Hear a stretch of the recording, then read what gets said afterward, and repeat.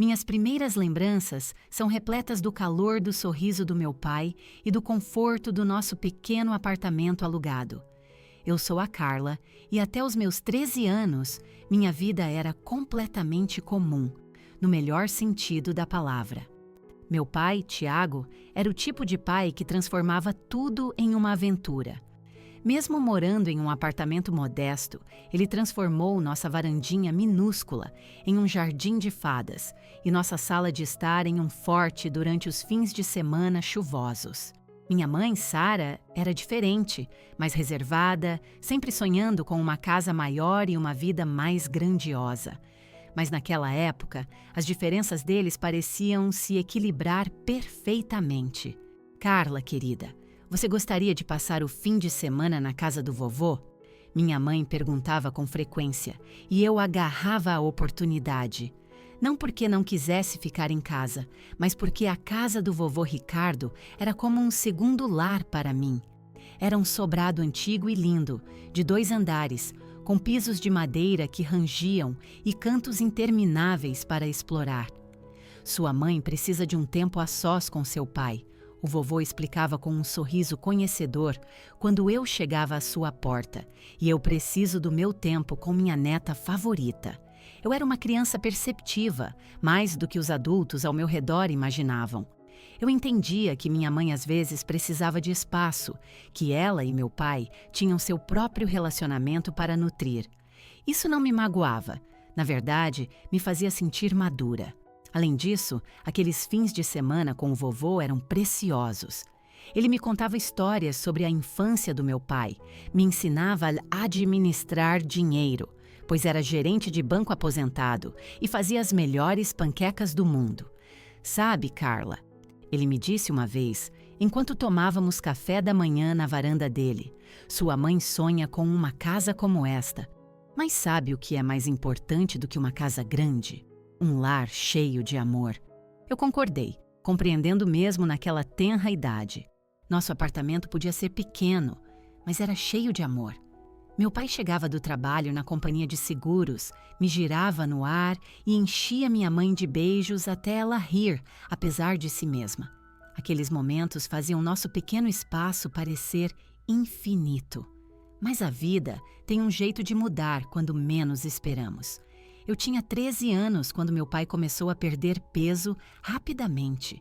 No início, ele brincava dizendo que finalmente estava entrando em forma, mas seus olhos contavam uma história diferente. As visitas ao médico se tornaram mais frequentes e o rosto da minha mãe ficava cada vez mais preocupado. "É só uma fase", meu pai dizia, bagunçando meu cabelo, fraco. "Vou voltar ao normal em pouco tempo." Mas ele não voltou. A doença, um câncer de pâncreas agressivo, o consumiu como um incêndio florestal. Em poucos meses, meu pai, antes forte e vibrante, tornou-se uma sombra de si mesmo. Eu assistia impotente, enquanto minha mãe tentava manter tudo sob controle, mas eu via que ela estava desmoronando por dentro. A última conversa que tive com meu pai está gravada para sempre na minha memória. Ele estava deitado na cama do hospital. Sua mão mal tinha força para segurar a minha. "Cuide da sua mãe por mim, princesa", ele sussurrou. "E deixe o vovô te guiar. Ele é mais sábio que todos nós juntos." O ano seguinte à morte do meu pai foi como viver em um nevoeiro. Minha mãe mergulhou numa depressão tão profunda que mal conseguia olhar para mim. Acho que eu a lembrava demais dele. Graças a Deus pelo vovô Ricardo. Ele se tornou minha rocha, meu porto seguro na tempestade que nossas vidas se tornaram. Morar na casa do vovô não era mais uma solução temporária. Tornou-se meu novo normal. Todas as manhãs, eu acordava no que costumava ser o antigo quarto do meu pai, cercada por suas fotos de infância e troféus. O vovô garantia que eu acompanhasse à escola, me ajudava com o dever de casa e fazia o seu melhor para preencher o vazio que meus 2 pais haviam deixado, um pela morte, o outro pelo luto. Minha mãe ligava ocasionalmente, mas sua voz sempre parecia distante, desapegada. Suas visitas eram ainda mais raras, paradas rápidas onde ela mal encontrava meus olhos antes de sair apressada. Aprendi a não esperar mais nada dela. Então, exatamente 1 ano e 2 meses após a morte do meu pai, tudo mudou. Minha mãe apareceu na porta do vovô em uma manhã ensolarada de sábado e eu quase não a reconheci. Tinha desaparecido a viúva de luto, vestida de preto, substituída por alguém usando um vestido amarelo vibrante e um novo corte de cabelo. Seu rosto brilhava de felicidade. "Carla, querida, arrume suas coisas. Você vai voltar para casa", ela anunciou, saltitando nos calcanhares como uma adolescente. Olhei para o vovô, confusa. Ele parecia tão surpreso quanto eu. A viagem de volta ao nosso apartamento foi preenchida com a conversa alegre da minha mãe sobre tudo e nada. Era como sentar ao lado de uma estranha que por acaso se parecia com a minha mãe. Mas o verdadeiro choque veio quando entramos pela porta do nosso apartamento. Lá, na nossa pequena sala de estar, estava um homem alto e uma garota que parecia uns 3 anos mais nova que eu. Ambos sorriram sem jeito, enquanto minha mãe praticamente dançava para o lado deles. "Carla, conheça o Roberto e a filha dele, Emma. O Roberto é meu noivo e a Emma será sua nova irmã. Vamos nos casar em breve." Minha mãe sorriu, agarrando o braço de Roberto. O quarto começou a girar. "O quê? Quando isso aconteceu?" "Ah, estamos namorando há um tempo." Minha mãe acenou com a mão displicente. "Eu não contei para ninguém sobre nosso relacionamento. Você sabe como as pessoas podem ser invejosas e julgadoras. Foi melhor assim." Eu tropecei até meu antigo quarto, mal percebendo que ele havia sido redecorado. Com as mãos trêmulas, peguei meu celular e liguei para o vovô. Ele atendeu no primeiro toque. "A mãe tem um noivo", sussurrei no telefone. "Ela vai se casar e não contou para ninguém.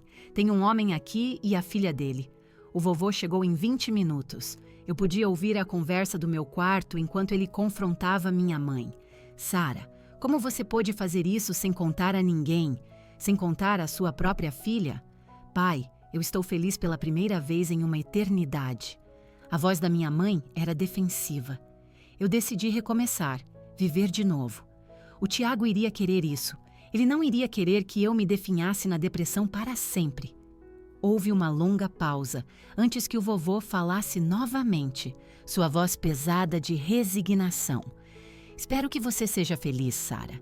Só não se esqueça que você tem uma filha que também precisa de você." Os 3 meses antes do casamento foram como viver em uma realidade alternativa distorcida. Nosso pequeno apartamento parecia ainda mais apertado com 4 pessoas em vez de 2. Mas essa não era a pior parte. O que realmente me incomodava era ver Emma, minha nova irmã, manipular minha mãe com uma facilidade impressionante. "Mãe, você pode me ajudar com o meu cabelo?" Emma dizia, e minha mãe largava tudo, incluindo nossa conversa, para ajudá-la. O jeito que ela dizia "mãe" me dava arrepios, especialmente porque ela só conhecia minha mãe há alguns meses. Minha mãe parecia cega para tudo, exceto para Emma. Quando Emma mencionou que amava balé, minha mãe imediatamente a matriculou em aulas particulares, algo que eu havia implorado anos atrás, mas me foi dito que não tínhamos como pagar. Quando Emma reclamou que seu celular antigo era muito lento, minha mãe comprou para ela o modelo mais recente do iPhone.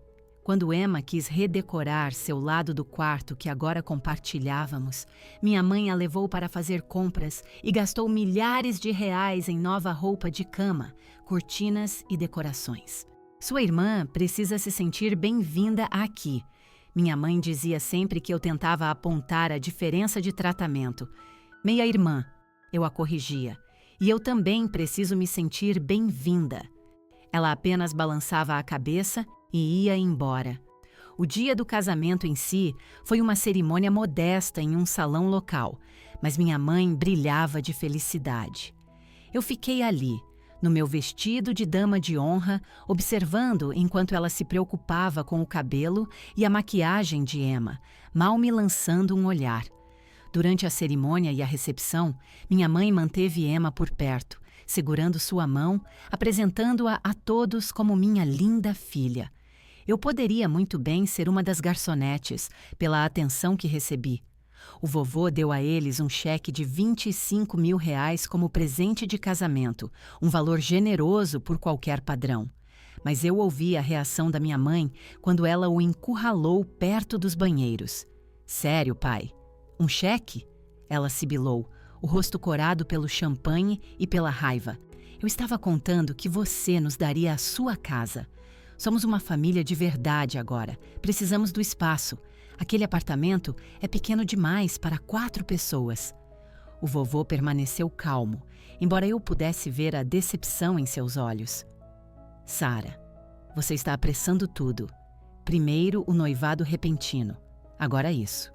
Aquela casa não é apenas uma propriedade a ser entregue por um capricho. Além disso, é onde a Carla passa metade do tempo dela agora. Ah, então é isso? Você está favorecendo uma em detrimento da outra agora? Não, estou sendo prático. E talvez você devesse ser também.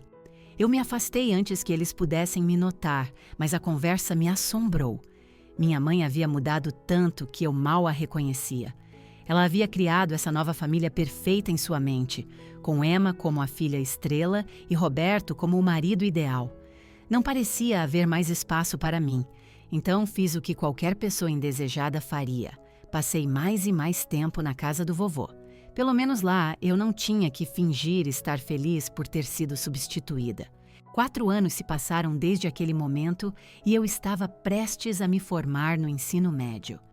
Viver naquele apartamento havia se tornado uma aula de mestrado em evitar conflitos. Eu aprendi a ficar quieta, a ocupar o mínimo de espaço possível, a passar a maior parte do tempo no meu quarto ou na casa do vovô. Uma noite, durante nosso jantar semanal em família, outro exercício de fingir que éramos uma grande família feliz, decidi compartilhar meus planos para o futuro. Fui aceita na Universidade Estadual, anunciei, tentando manter minha voz firme. Quero estudar finanças e administração de empresas. O silêncio que se seguiu foi ensurdecedor. Minha mãe largou o garfo, trocou um olhar com Roberto e limpou a garganta. Na verdade, Carla, acho que seria melhor se você começasse a trabalhar depois da formatura. A faculdade não é necessária para todo mundo. Eu a encarei, perplexa. Do que você está falando? O pai criou um fundo para a minha faculdade antes de morrer. Ele sempre quis que eu tivesse ensino superior. Minha mãe se mexeu desconfortavelmente na cadeira. Sobre esse fundo, Roberto e eu estávamos conversando e achamos que seria melhor guardar esse dinheiro para a educação da Emma. Ela é incrivelmente talentosa, sabe? A melhor da turma e tudo mais. Ela precisará de uma boa educação universitária para atingir todo o seu potencial. Roberto assentiu sabiamente. Emma demonstrou uma aptidão notável em seus estudos. Seria a coisa certa a fazer. Carla, você poderia trabalhar por alguns anos, economizar e depois ir para a faculdade se ainda quiser. Senti como se tivesse levado um soco no estômago. O fundo da faculdade, o último presente que meu pai havia providenciado para mim. Eles queriam tirar isso também. Esse dinheiro é meu, eu disse, minha voz tremendo de raiva. O pai deixou especificamente para a minha educação. Vocês não podem simplesmente dar para a Emma. Não seja egoísta, Carla. Os olhos da minha mãe se encheram de lágrimas. Emma é sua irmã, meia-irmã. Levantei-me tão rápido que minha cadeira caiu para trás. E esse dinheiro é a última coisa que eu tenho do meu pai. Você já deu a ela todo o resto. Meu quarto, sua atenção, seu amor. Mas você não pode ter isso. Eu não vou deixar você tirar. Como ousa? Minha mãe estava chorando agora, mas eu podia ver a manipulação em suas lágrimas. Depois de tudo que fizemos por você, a Emma precisa... E o que eu preciso? E o que o pai queria para mim? A discussão terminou com portas batendo e lágrimas, principalmente da minha mãe, enquanto ela se lamentava sobre meu egoísmo. Depois daquela noite, o apartamento tornou-se ainda mais hostil. Ninguém falava comigo, a menos que fosse absolutamente necessário. Emma sorria com desdém sempre que passava por mim no corredor, e Roberto nem sequer olhava na minha direção. Quando o dia da formatura chegou, não me surpreendi ao encontrar apenas o vovô na plateia. Ele aplaudiu alto o suficiente para 4 pessoas quando chamaram meu nome, e seu sorriso orgulhoso significou mais para mim do que qualquer coisa que minha nova família pudesse ter oferecido. Naquela noite, empacotei tudo o que eu possuía em 3 caixas de papelão e na minha velha mala. O vovô me ajudou a colocá-las em seu carro. Seu quarto está sempre pronto para você, querida, ele disse enquanto nos afastávamos do apartamento. Sempre esteve, sempre estará. Eu não olhei para trás quando saímos. Não havia mais nada para mim ali. A vida universitária se tornou minha fuga. Eu me joguei nos estudos, determinada a deixar meu pai e meu vovô orgulhosos. Os cursos de negócios e finanças me fascinaram e me descobri se destacando de maneiras que teriam feito meu pai sorrir.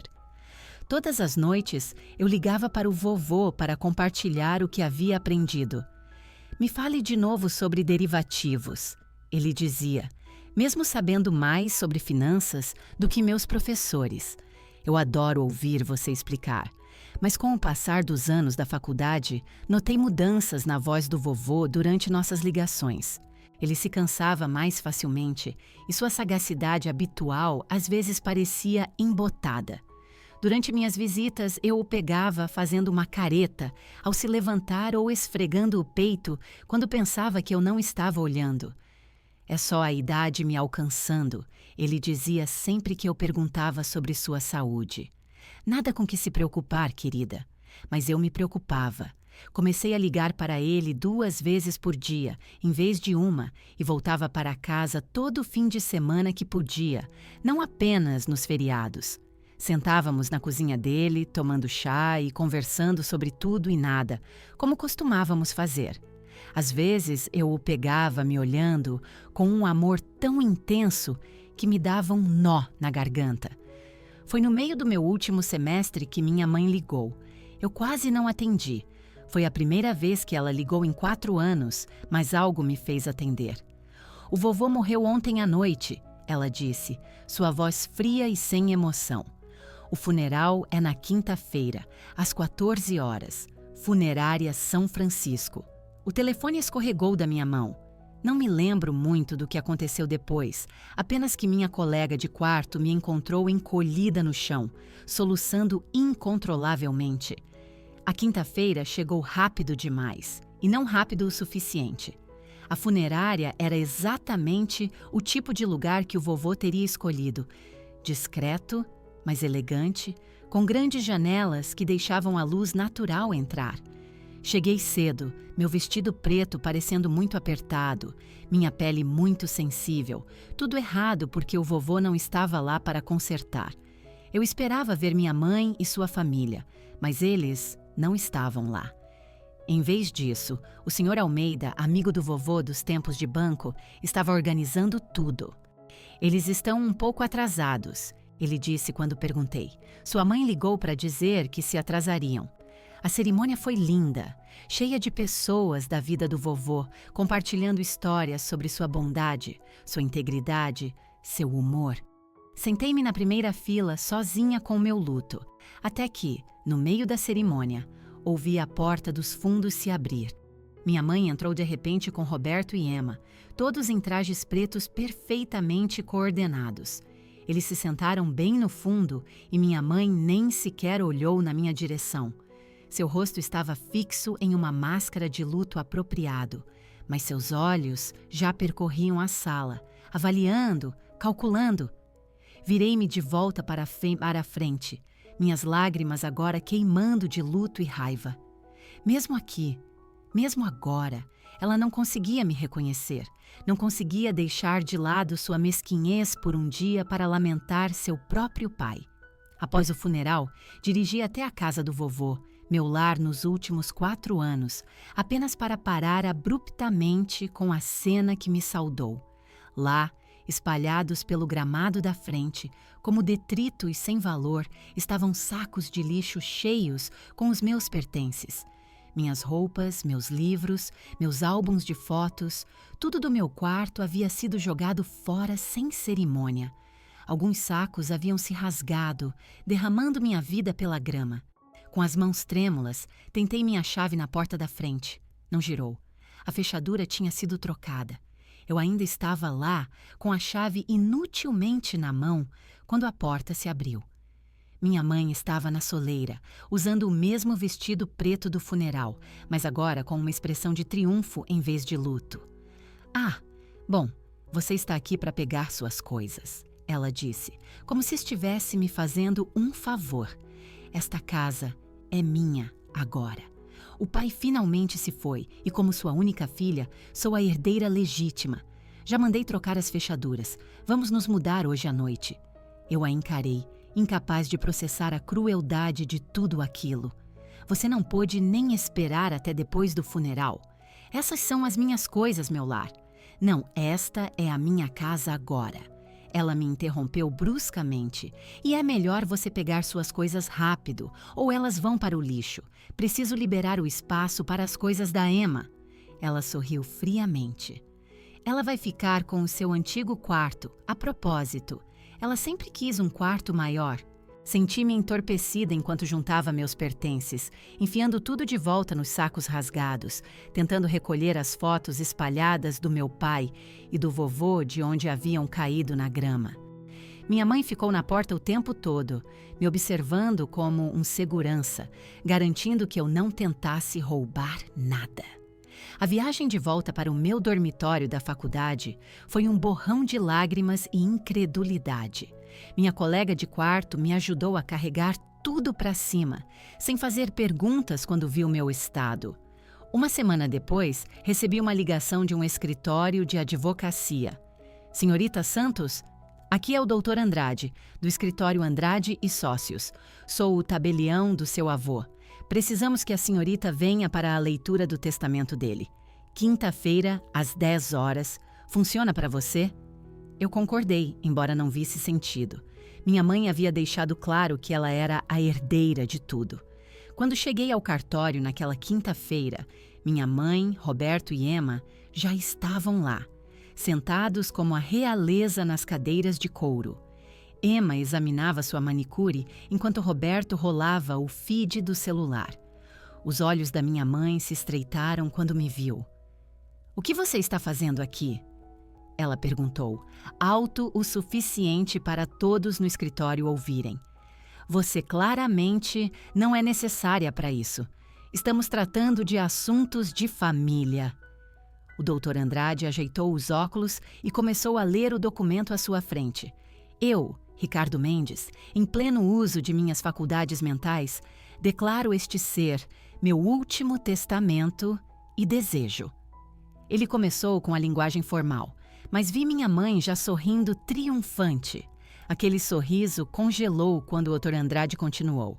"Para minha amada neta, Carla Santos, eu deixo minha casa na Rua Carvalho, 1542, juntamente com todo o seu conteúdo e toda a minha conta poupança, contendo R$ 2.500.000. A sala ficou em silêncio mortal por um momento. Então, a voz da minha mãe o quebrou. "O quê? Isso não pode estar certo." Ela arrancou o documento das mãos do doutor. Andrade, seus olhos percorrendo-o freneticamente. "Onde está a minha parte? Eu sou a filha dele." O doutor Andrade calmamente pegou o testamento de volta. "Senhora Matos, os desejos de seu pai são bastante claros. Ele deixa tudo para a senhorita Carla Santos. Não há nenhuma provisão para a senhora no testamento. Isso é impossível." O rosto da minha mãe ficou escarlate. "Ela o manipulou, ela o envenenou contra mim. Eu vou processar, vou contestar este testamento." "O testamento é irrefutável", afirmou o Dr. Andrade com firmeza. Seu pai o registrou e autenticou devidamente há 6 meses. Ele estava com a mente completamente sã, conforme atestado por seu médico. Qualquer tentativa de contestá-lo seria fútil e cara. A estratégia da minha mãe mudou de repente. A raiva em seus olhos se transformou em lágrimas quando ela se virou para mim. "Carla, querida, por favor", ela implorou. Sua voz doce como mel agora. "Nós já entregamos nosso apartamento. Tiramos tudo ontem. Não temos para onde ir. Você não pode simplesmente nos jogar na rua. Somos família."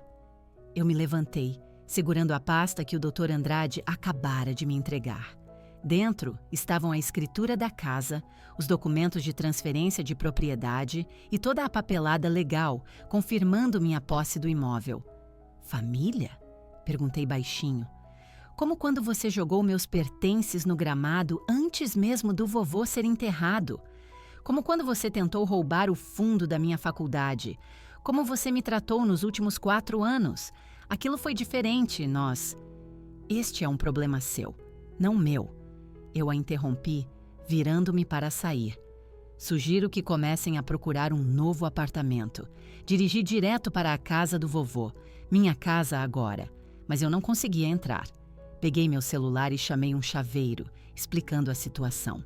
Quando ele chegou, mostrei a ele meus documentos de propriedade recém-autenticados. Eu sou a proprietária legal desta casa, expliquei, mostrando-lhe a papelada. Preciso que você abra essas fechaduras e depois as troque por novas. Quero ser a única com as chaves. Enquanto o chaveiro trabalhava, juntei tudo o que pertencia à minha mãe, Roberto e Emma. Todas as roupas que eles já haviam desempacotado, seus produtos de higiene dos banheiros, os pôsteres de Emma que ela já havia colado na parede do meu antigo quarto. Coloquei tudo em sacos de lixo, assim como eles fizeram com minhas coisas. Quando o chaveiro terminou e me entregou as novas chaves, arrastei todos os sacos deles para a varanda da frente e os arrumei ordenadamente. A simetria da situação não me passou despercebida. Os pertences deles agora estavam onde os meus estiveram apenas alguns dias antes. Quando o sol começou a se pôr, ouvi o som familiar do carro da minha mãe entrando na garagem. Observei pela janela da sala de estar, o lugar favorito do vovô para ler o jornal da manhã, enquanto as reações deles se desenrolavam exatamente como eu esperava. O que é isso? O grito da minha mãe pôde ser ouvido claramente através das janelas fechadas. Nossas coisas! Todas as nossas coisas estão do lado de fora. Abri a porta, mas permaneci firme na soleira enquanto eles se aproximavam. O rosto da minha mãe estava vermelho de fúria. Roberto parecia ter engolido algo azedo e Emma já estava chorando lágrimas teatrais. Como ousa? Minha mãe subiu as escadas da varanda. Nós moramos aqui agora. Você não pode fazer isso conosco. Na verdade, eu posso.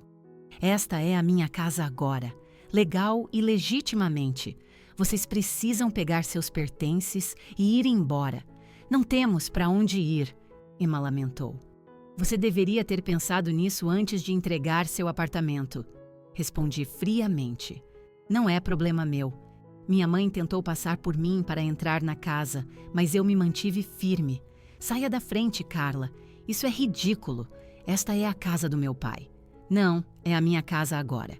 E se vocês não saírem imediatamente com suas coisas, vou chamar a polícia para registrar uma queixa de invasão de domicílio. Depois disso, todos esses sacos vão direto para o lixo. Peguei meu celular. A escolha é sua. Assim como você me deu uma escolha sobre minhas coisas alguns dias atrás. Lembra? Os minutos seguintes foram preenchidos com xingamentos e ameaças, enquanto eles juntavam seus sacos. Minha mãe alternava entre chorar e gritar sobre como tudo era injusto, enquanto Emma repetia que eu me arrependeria disso. Roberto resmungava baixinho sobre contestar o testamento. Quando eles colocaram o último saco no carro, minha mãe se virou para mim uma última vez. Você não é minha filha. Seu pai teria vergonha de você. Eu sorri tristemente. Não, mãe. O pai estaria orgulhoso por eu finalmente ter me defendido. Adeus. Eu os observei irem embora, o carro deles desaparecendo na esquina. Isso foi há 6 meses. Estou no meu último semestre agora, prestes a me formar com honras. A casa está alugada para uma adorável família jovem. Os pagamentos mensais do aluguel estão me ajudando a aumentar minhas economias, exatamente como o vovô teria querido. Encontrei a carta dele no cofre do escritório, naquela primeira noite, depois que todos foram embora. Minha querida Carla, começava. Se você está lendo isso, significa que já lidou com a reação de sua mãe ao meu testamento. Sinto muito por ter que te fazer passar por isso, mas eu conhecia Sara muito bem. Eu sabia o que ela tentaria fazer. Você tem a integridade do seu pai e meu senso para negócios. Use ambos com sabedoria. A casa é sua para fazer o que quiser. Apenas me prometa que guardará as fotos de família no sótão. Algumas memórias valem a pena ser guardadas, mesmo as dolorosas. Eu mantive essa promessa junto com as outras que fiz a ele e ao meu pai. Estou focada no meu futuro agora, deixando o passado para trás, mas guardando as lições que ele me ensinou. Às vezes a família não é com quem você nasce. Às vezes é quem acredita em você, quem te protege, quem te ajuda a crescer. Minha mãe, Roberto e Emma ainda moram em algum lugar da cidade. Ouvi dizer que eles finalmente encontraram um novo apartamento. Eles tentaram me contatar algumas vezes, geralmente quando precisam de algo, mas eu não respondo. Alguns capítulos de nossas vidas são melhores quando permanecem fechados. Fim da história.